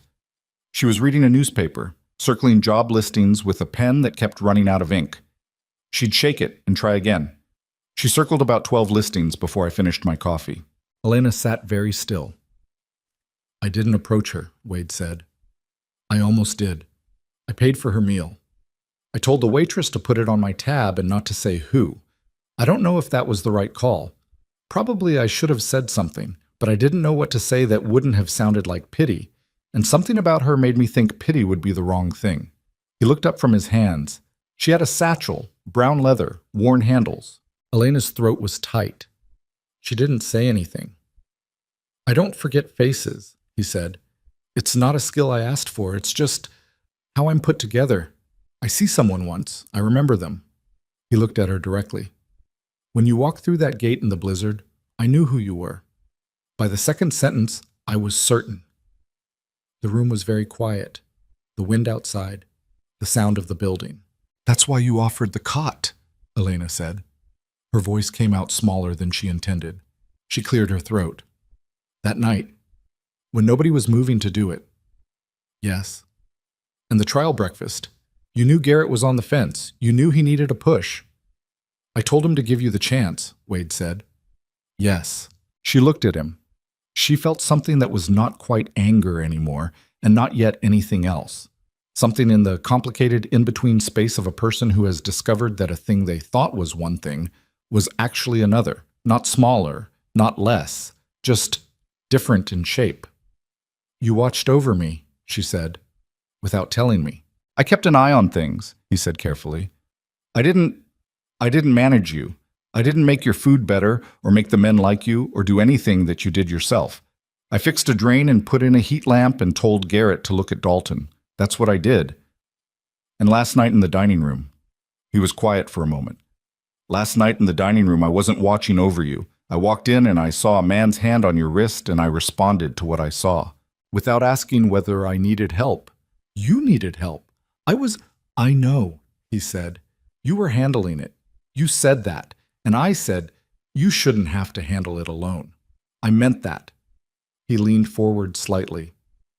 Elena, I'm not saying I managed anything. I'm saying I saw you in a diner in Mill Haven and I didn't forget. And when you showed up at my gate in a blizzard with a satchel and nothing else, I thought... He stopped. What? She said. He looked at her with the directness that had always been there, that she'd always felt but hadn't had a frame for. I thought, she made it. She got out and she kept going and she made it this far. A pause. And I wanted to see what she'd do with a fair chance. The words landed in her chest. She sat with them. She turned them over. She checked them for the things she'd learned to check for. The performance of goodness, the particular way some people offered help as a form of control, as a way of putting you in their debt and then collecting. She'd met men who did that. She'd paid the cost of not recognizing it fast enough. She looked at Wade Mercer, at the face she'd been reading for 32 days, imperfectly, without the full picture, and she tried to read it now with what she knew. What she found was not a performance. What she found was a man who looked tired in the way people looked when they'd been carrying something carefully for a long time, who was watching her with a kind of held breath quality, not nervous exactly, but waiting. The way you wait when you've said the true thing and you don't know how it's going to land. You should have told me, she said. I know, he said. I told myself I'd tell you once you were settled, once you had your footing here, and then... He stopped again. You got your footing faster than I expected. And then I didn't know how to say it without it sounding like I'd been running some kind of benevolent operation, Elena said. Yes. He looked slightly pained, which is not what it was, but I understand that's what it looks like. It looks like you made decisions about my situation without my knowledge. Yes, and I didn't get to decide whether I wanted that. No, he said. You didn't. He said it without defense. I can't fix that. I can tell you I wasn't trying to own your outcome. I was trying to make sure the starting line was fair. He held her gaze. What you did from there, that was entirely yours. The food, the respect you built with the crew, the way you handled 32 days of hard work in a kitchen that wasn't ready for you. None of that was mine. She looked at him for a long moment. You said you wanted to see what I'd do with a fair chance, she said. Yes. And? Something in his face changed. Not dramatically, it was subtle, like weather moving in a landscape. A shift in quality more than in structure. I think you know the answer to that, he said quietly. She did know. She knew what the empty plates meant, and the growing silences at mealtimes, and Ortiz's slow nod and Hatch's evolving good mornings, and Denny's post-dinner coffee refills that weren't really about coffee. She knew what 32 days of good work looked like, and what it had cost her, and she knew the difference between a compliment and a fact. But she was not ready to make this easy. What happens now? She said. With Briggs. The shift in Wade's face was immediate and less subtle. The openness that had been there a moment before went back to that controlled quality. The one she now understood was not coldness, but something contained. He's gone, Wade said. As of this morning. Elena blinked. Garrett let him go. With my direction. He said it plainly. What happened last night wasn't the first time. It was the most direct instance of a pattern that had been running for 2 weeks. That's not something I'm willing to have on this property. She absorbed this. Cleet. Cleet's still here. Cleet watches which direction the wind blows and goes that way. Without Briggs, he'll be fine. You're sure? I've managed people for 15 years, Wade said. I'm reasonably sure. She looked at the window. The light outside had shifted. The flat gray of mid-afternoon moving toward the deeper gray of early dusk. She had bread in the cookhouse that needed to go in the oven. She had short ribs braising. She had a dinner to get on the table by 7. She had a job that was hers, that she had earned. In a kitchen she had cleaned and claimed and cooked in every day for over a month. She looked back at him. The pantry orders, she said. Wade looked slightly caught off guard by the pivot. What about them? They've been coming up short. Eggs twice, canned tomatoes, sugar. I put in careful lists and half the items don't arrive because nobody checks the order against the list before the truck leaves Ridgeline. I'll fix that, he said. I want to be the one who calls in the order directly. Not written list to Garrett to a supplier who doesn't check it. Me, on the phone, confirming each item. All right. The range has a Bax burner that runs hot. The dial's miscalibrated. It reads medium, but it burns high. It's been managing everything fine, but it'll be a problem in summer when I'm working with more delicate things. It needs recalibrating or replacing. I'll look at it. And the overhead light in the dining area. The second bulb I replaced is going again. The wiring in that socket is inconsistent. It needs an electrician, not another bulb. Wade looked at her steadily. Is there more? Probably, Elena said. I'll write it down. A pause. Something moved in his face. She was almost sure it was the amusement she'd caught once before, brief and contained. You've been keeping a list. I keep track of things that need fixing, she said. It's habit. Good habit, he said. It is. She stood up. She smoothed the front of her shirt. I have bread that needs to go in the oven. She turned toward the door. She had her hand on the frame when his voice stopped her. Elena. She turned back halfway. He was looking at her from the desk, and the late light from the window was on his face, and he looked not like the contained, economical person she'd spent 32 days trying to read, not entirely.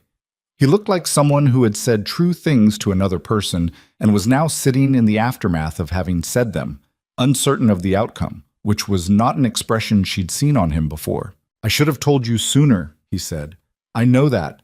I'm not asking you to decide anything about it tonight. She looked at him. But I want you to stay, he said.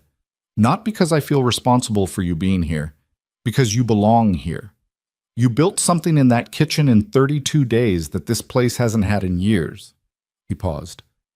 That's got nothing to do with Millhaven. That's just true. She stood in the doorway with the cold corridor behind her and the office light in front of her, and she felt the full weight of that sentence doing what true sentences did when you were too tired to deflect them.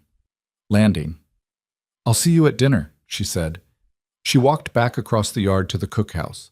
The cold hit her face, and she breathed it in, and she walked with her chin level the way she always walked. Inside, she put on her apron. She put the bread in the oven. She checked the short ribs. They were right. They were exactly right. The smell of them was something that would carry through the main house and into the dining area, and do what good food did, which was remind people that they were alive and the living was worth something. She stood at the range and she thought about a diner in Millhaven and a woman circling job listings with a pen that kept running out of ink and a man who'd paid for a meal and said nothing and driven home with a face he didn't forget. She thought about what it meant that someone had seen her at her worst and not turned away. She thought about what it meant that he'd given her a floor to stand on without making the floor something she owed him. She thought about the difference between being rescued and being given a chance, and whether those two things were as different in practice as they were in principle.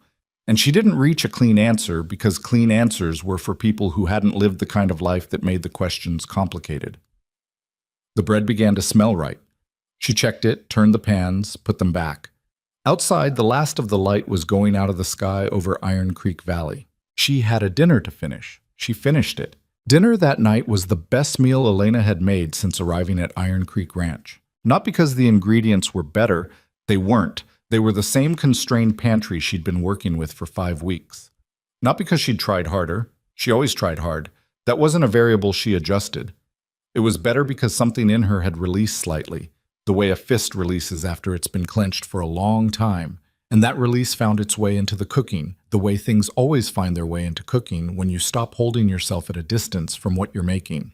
The short ribs had been in the oven for 7 hours by the time they came out, and they were what 7 hours of low heat and patience produces. Meat that had stopped being resistant to anything, that had given itself over completely to the liquid and the aromatics and the slow persuasion of time. The bread was right. The crust had the sound she listened for when she tapped it, hollow and confident. The roasted vegetables had caramelized at the edges the way root vegetables do when the oven is properly calibrated and you leave them alone long enough to become something better than what they started as. She plated for the crew first, the way she always did. Then she prepared a plate for the main house. She carried it herself. She'd never done that before. The practice had always been that whoever was helping clear tables brought food to the main house when there was a reason to. But tonight she picked up the plate she'd made and she walked across the yard and she knocked on the kitchen door of the main house. Garrett opened it. He looked at the plate, then at her, and something in his expression did a small, complicated thing. "I can take that," he said. "I've got it," Elena said. He stepped back. She carried it through the main house kitchen and set it on the dining table where a single place was set. She looked at it for a moment. The food, the plate, the table that needed refinishing the same way the floors did, the lamp in the hallway with its burned-out bulb. Then she went back to the cookhouse and served her crew their dinner, and she did not let herself think too hard about what any of it meant. The dining room that night had a different quality to it. Word had moved through the crew the way word always moved through a confined community, quickly, incompletely, and with embellishments. They knew the owner was back. Most of them, she gathered from the quality of the silence, were starting to work out what they hadn't known before about the quiet man who ate in the corner. She saw it in the way certain faces moved when they came through the line. The recalibration happening in real time. The small adjustments people make when the map they'd been using turns out to be the wrong scale. Hatch came through and looked at her with an expression that was for once unguarded. "You knew?" he asked, low, not accusatory. "Tonight," she said. "I found out tonight." He processed that, picked up his plate, moved on. Ortiz said nothing, which was his way of saying something. Denny came through the line looking vaguely stunned, the way 19-year-olds look when the world turns out to be more layered than they'd accounted for. She fed them all. She always fed them all. After the cleanup, she sat on the step of the cookhouse in her coat for a while, in the dark and the cold, because she needed the outside air and the quiet and the stars, which were out again tonight, the same stars she'd stood under after the big storm and felt the beginning of caring about this place. She sat with her knees up and her coffee in both hands, and she let herself feel the full weight of what the past several hours had handed her. She was not, she discovered, as angry as she might have expected. She'd examined the anger carefully on her walk back from the main house, turned it over the way you turn over a stone to see what's under it. What she'd found was something more complicated and less clean. A tangle of things. Some legitimate, and some she recognized as protective reflexes that had outlived their original purpose. It was legitimate that he'd kept information from her. It was legitimate that she'd spent 5 weeks not fully understanding the situation she was in. That part was real, and she wasn't going to paper over it. But there was another part, The part that remembered being a woman in a diner with a black eye and a pen running out of ink, circling possibilities she wasn't sure she'd reach. The part that understood what it meant to see a person in that condition and have to decide how to respond to it, whether to approach and risk making it worse, whether to help in a way that didn't humiliate, whether to do the small, quiet thing rather than the large, declared thing. She'd been on the receiving end of both kinds of help in her life, and she knew which one came from people who were trying to feel good about themselves, and which one came from people who were actually paying attention. Wade Mercer, in a diner in Millhaven, had paid for her meal without saying a word about it. That was not a small thing. She sat on the step, and she drank her coffee, and she looked at the stars, and she thought about the life she'd been living for 3 years. The moving, the starting over, the accumulation of last names on lists and last chances at things that didn't work out. She thought about what it had cost her, not in terms of what she'd lost, which was how she'd been framing it for too long, but in terms of what she'd built. What that life, hard as it was, had made of her. She could cook in a broken kitchen with a miscalibrated burner and a half-stocked pantry. She could wake up at 4 in the morning in a cold supply room and make something good out of what the day offered. She could hold herself together in a room where a man's hand was on her wrist and her past was pressing up behind her eyes. She could walk into a stranger's office and tell him about the things that needed fixing without waiting for him to ask. She'd built that, not anybody else. Her. The question wasn't whether she was capable of standing on her own. She'd answered that question already, daily, for years. The question was whether she was going to keep insisting on standing on her own as a point of pride, even when the standing alone was no longer strictly necessary. Whether she was going to mistake the hard thing for the right thing, the way she sometimes had. Whether she could tell the difference between needing no one and choosing to let someone close. She finished the coffee. She was cold. She went inside. The next morning, she called the supplier in Ridgeline directly. She'd gotten the number from the order sheet in the pantry, and she made the call at 7:15 after the breakfast rush, with the kitchen clean and the coffee still warm. She went through her list item by item with a woman named Sheila, who answered with a business-like efficiency that Elena immediately respected, and she confirmed each item before ending the call, and Sheila read the list back to her and said the order would go on Friday's truck. "If anything's out of stock," Elena said, "I need a call before the truck leaves, not after." "Understood," Sheila said, without taking any offense, which Elena appreciated. She hung up and looked at the list in her hand and crossed pantry orders off the longer list she'd been writing in her notebook. The list of things that needed fixing, the one she'd told Wade she would write down. She was reviewing the rest of it when his knock came at the cookhouse door. 3 knocks, measured. She'd learned already that the quality of a person's knock was a real thing, that it carried information. Garrett knocked like someone who had a lot of doors to get through. Denny knocked like he was apologizing for being there. Hatch knocked once and opened the door in the same motion. Wade knocked like someone who intended to wait for an answer. "Come in," she said. He came in. He was dressed for the day. Work clothes, the canvas jacket, no hat today, which she'd noticed was how he presented when he was going to be talking, rather than working outside. He looked at the notebook and the list. He looked at her. "I called Ridgeline," she said before he could speak. "The order's confirmed for Friday. I'll call directly every week from now on." "Good," he said. "I also looked at the range this morning, the back burner. It's not just miscalibrated. The gas valve is worn. It's not dangerous, but it's wasteful and it's inconsistent. Needs a parts order. I'll call the service company. The brand is on a plate on the back panel. Weymouth Commercial. Parts might need to come from a distributor." He looked at her. "You looked up the brand this morning." "I was curious whether parts would be accessible." He had that quality in his face again, the one she'd started to think of as the almost amusement, the thing he kept in brief and let go quickly. "Anything else on the list?" "Several things," Elena said. "I'll get to them." He walked to the counter and poured himself a coffee from the pot she'd left out. He'd always done this, helped himself from the cookhouse coffee without asking, which she'd never minded, which she now recognized as the behavior of a man who was comfortable in his own house without having bothered to mention that it was his house. She thought about saying something about that. She decided to let it go, because some things were less important than other things, and she was learning to sort them. "I want to talk about what I said yesterday," Wade said, with his back to her pouring the coffee. "All right," she said. He turned around.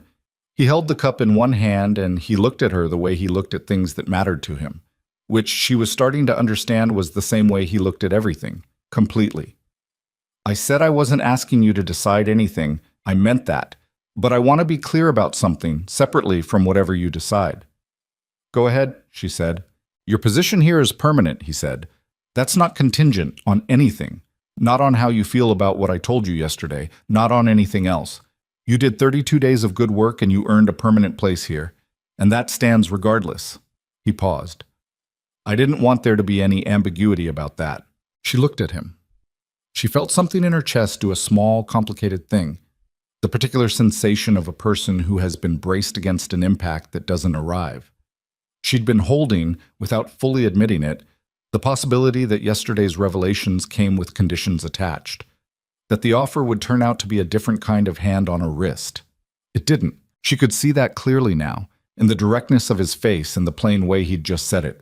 Your position here is permanent, without softening it or surrounding it with things that would make it about him.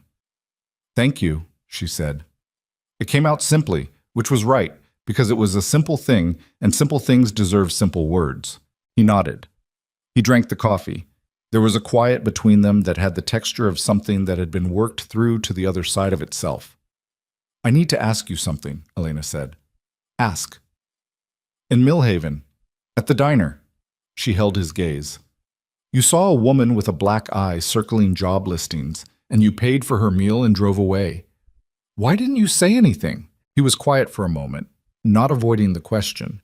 She could tell the difference by now between a pause that was thinking and a pause that was deflecting. This was thinking. Because you weren't looking for someone to talk to, he said. You were working. You were focused on the list and the pen and what you were going to do next. If I'd come over and said something, he stopped. I've had people try to help me in ways that were really about making themselves feel better. It feels like being handled. I didn't want to do that to you. She sat with that. So you did the quiet thing, she said. I did what seemed right for who you appeared to be, he said. Someone who didn't need a speech. Someone who needed a meal and to be left alone to think. You were right, she said. I know, he said, and said it without arrogance, just as a fact. She almost smiled. Almost. You're not great at being wrong, are you? I'm wrong frequently, he said. Ask Garrett. I'm just not wrong about people very often. A pause. I was wrong to wait as long as I did to tell you. I know that. You were, she agreed. I won't do it again. She looked at him. The morning light was coming through the cookhouse windows. Weak February light, still, but brighter than it had been last week. And she noticed that with the particular attention of someone who has been watching the seasons as a measure of how far she'd come. The days were getting marginally longer. The cold was marginally less absolute. Winter was not over, not close to over, but it had passed its deepest point. I'm staying, she said. Wade looked at her. Not because of what happened in Millhaven, she said, carefully and deliberately, because this distinction mattered to her more than she could fully explain. Not because you gave me a floor to stand on. I'm staying because I built something in that kitchen, and I'm not done building it, and because this place needs someone who gives a damn about feeding people properly, and because... She paused. Because I looked at that valley in the starlight last week, and I felt something I haven't felt about a place in 3 years, and I'm tired of running from things that might be worth staying for. He was very still. That's my reason, she said. Mine, not yours. I understand the difference, he said quietly. Good, she said. Then we understand each other. The word we sat in the air between them for a moment, new and slightly tentative, like the first step onto ice you're not entirely sure will hold, but it held. She felt it hold. She picked up her notebook and her pen. Now, she said, I have a kitchen to run and the rest of this list to get through, and I need you to find out whether the Weymouth distributor is in state or if we're ordering across. I'll find out, he said. He picked up his hat from the counter where he'd set it coming in, and he was almost to the door when she said, Wade. He stopped, turned. She looked at him across the kitchen, the clean kitchen, the working kitchen, the kitchen she'd spent 5 weeks remaking into something that functioned and produced and fed people well. The lamp in the main house corridor, she said, the burned-out bulb. It's not just the bulb. The socket has the same wiring issue as the dining room one. He looked at her for a moment. You noticed that? I notice things, she said. Something in his face did the thing it sometimes did, the thing she'd stopped trying to name and started just allowing, a quality of warmth that he didn't perform or announce, that simply appeared briefly and then was contained again, like a window opened and closed. I'll call the electrician, he said. He left. She heard the side door close behind him. She stood in the kitchen for a moment, alone, in the quiet of the mid-morning, with the last of the breakfast smell still in the air, and her notebook open on the counter, and the list she was making of things that needed to be fixed. It was a long list. The ranch had been without someone who paid attention for a while, and the accumulation of small neglects had a way of compounding. But she'd been managing worse than this with fewer resources since before she'd walked through the iron gate in the blizzard, and she knew, with the particular certainty of a person who has learned to read her own capabilities without flattering them, that she could manage this too. 3 days later, she called the full crew together before dinner. She'd asked Garrett to do it, to have everyone in the dining room at 6:30 before the meal went out. She'd been clear that it was her request. Garrett had looked at her with an expression she couldn't entirely read and said he'd pass it along. They came in and they sat and they looked at her with varying degrees of curiosity and wariness. The particular attentiveness of a group that understood something had shifted in the structure of things and was trying to determine what the new structure asked of them. Wade stood at the back of the room, against the wall, arms folded. He'd asked her if she wanted him to say something. She'd told him no, which he'd accepted without argument. She stood at the front of the room with no notes. She wasn't a speech person. She was going to say what she needed to say and stop. I know most of you have figured out what I found out 3 days ago, she said, about who Mercer is, about how I ended up here. She looked around the room, at Hatch, whose face was carefully neutral, at Ortiz, who was watching her with his usual directness, at Denny, who looked like he was trying very hard to look like he wasn't nervous, at Cleet in the far corner, who was being very quiet and very still. I'm not going to talk about any of that. That's settled, as far as I'm concerned. She paused. What I want to say is this. When I walked in here 5 weeks ago, some of you thought it was funny. That's fine, I get it. Woman alone in a blizzard, no references, asking for a job. I'd have looked at me the same way. A few faces shifted. What I needed then was a chance. One meal. That's all I asked for. And most of you, let me have it. She looked at the room. I've been cooking for you for 5 weeks. You've eaten what I've made and the plates have come back empty, and that's all the conversation I need on the subject of whether I belong in that kitchen. She kept her voice even. What I'm saying tonight is that we're doing this right from here. You've got questions about the food, you bring them to me directly. You've got a problem with how I work, you say it to my face. And if anyone in this room has a problem with the fact that I'm a woman doing this job, she let that sit for a moment. You eat somewhere else, because I'm not going anywhere. The room was quiet. Then Ortiz said from his table, Nobody's got a problem. He said it flatly, like he was reporting a known fact. He looked around briefly, as if daring anyone to complicate the data. Nobody did.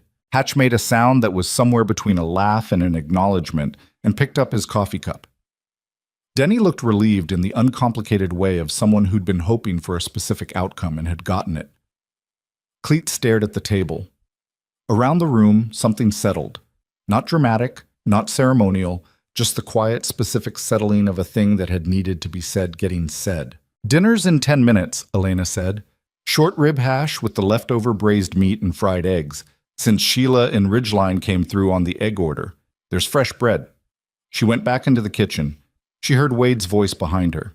Not directed at her, speaking to the room, brief and clear. You heard her. 10 minutes. She was already at the range. February gave way to March slowly, the way winter always surrendered in that country. Not cleanly, not completely, but in increments, like a long argument that gradually loses its conviction. The temperature stayed low, but the angle of the light shifted, and by mid-March there were afternoons where you could stand in the yard in just a jacket and feel something that was not quite warmth, but was moving in that direction. A suggestion, a possibility. Elena watched it happen from the cookhouse window, from the step where she drank her morning coffee, from the walk she'd started taking in the evenings when the work was done, and the dark came late enough to allow it. She walked the perimeter of the cookhouse yard first, then the wider loop past the barn, then farther, along the fence line that ran toward the eastern tree line where the ridge began to rise. She learned the land the way she'd learned the kitchen, methodically, paying attention, noting what was where and how it functioned. She was not afraid of open ground anymore. She'd been afraid of it once, after Mill Haven, when open ground meant exposed and exposed meant catchable. But Iron Creek Valley had done something to that fear, worn it down through the daily evidence that a place could be wide and exposed and still be safe, that the openness here was not threat but territory, hers to move through. She ran into Wade on one of those evening walks in the third week of March. He was coming back from checking the far fence line. She could tell from the tools on his belt and the dried mud on his boots. And they met at the bend in the track where the main fence met the tree line. It was not quite dusk. The sky to the west had gone the particular shade of amber that appeared sometimes when the winter light and the dying afternoon combined correctly, and it lit the valley in a way that made ordinary things look like they'd been described by someone who wanted to make a point. They walked back toward the buildings together without planning to, falling into step the way people fall into step when they're moving in the same direction, and there's no particular reason not to. "Supply list for Friday," she said after a while. "I saw it," he said. "It's fine. The parsnips were good last time. I want to try them in a soup." "Order as many as you want." She nodded. They walked. "There's a window in the supply room," she said. "The caulking around the frame is gone.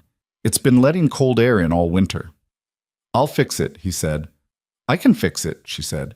"If you've got caulk." He looked at her sideways. "You know how to caulk a window frame?" "I know how to do most things that need doing," she said. He looked forward again. There was the brief quality in his face that she'd stopped trying not to recognize. "I'll get you the caulk," he said. They walked in silence for a while. The barn came into view ahead, and behind it the cookhouse and the main house with their lights beginning to show against the dimming sky. From here, in this light, with the valley opening out behind them and the buildings ahead, Iron Creek Ranch looked like a place that had held its ground against a great deal of hard weather and intended to keep holding. It was not a beautiful place exactly. The buildings needed paint. The fence along the eastern section leaned at angles that were projects waiting to be done. The equipment shed still had that wall she'd noticed on her first night, the one that made you nervous. There were 100 small evidences of a working ranch that had been managed rather than loved, cared for practically, rather than with any particular tenderness. But it was here. It had stayed. And there was something in that, in the simply staying, in the stubborn insistence of a place on continuing to exist and function through all the weather and the difficulty and the years, that Elena recognized in herself. "You ever think about leaving?" she asked. She didn't know why she asked it.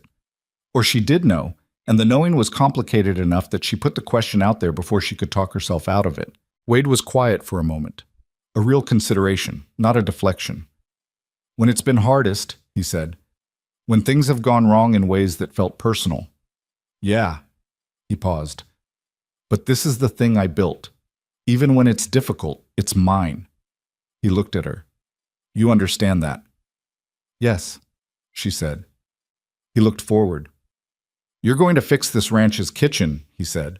"In 2 years, it's going to be unrecognizable." "The kitchen's already good," she said without false modesty.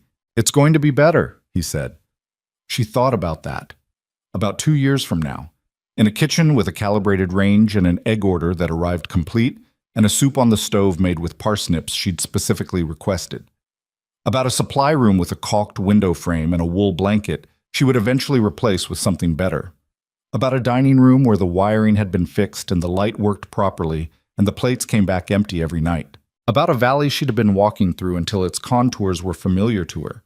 About the ridge and the tree line and the stars. About what it felt like to stop. 2 years, she said, like she was trying the number for size. "At least," Wade said. She nodded once, looking forward at the lit windows of the cookhouse, at the warm light in them, at the building she'd arrived at exhausted and desperate, and which was now simply hers, the place she worked, the place she lived, the place she'd made something in. "I need to start dinner," she said. "I know," he said. She walked ahead. She pushed open the cookhouse door.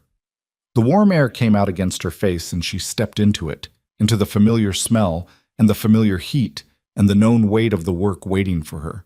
And she felt, not perfectly, not without the scar tissue of everything that had brought her here, something that was simply and honestly home. She put on her apron. She started dinner. Outside, the last of the amber light was leaving the valley, and the first stars were coming up over the ridge, and Iron Creek Ranch settled into the quiet of an ordinary evening, the kind of evening that adds up one after another into a life. She had stopped running. She was building. That was enough. That was, it turned out, everything.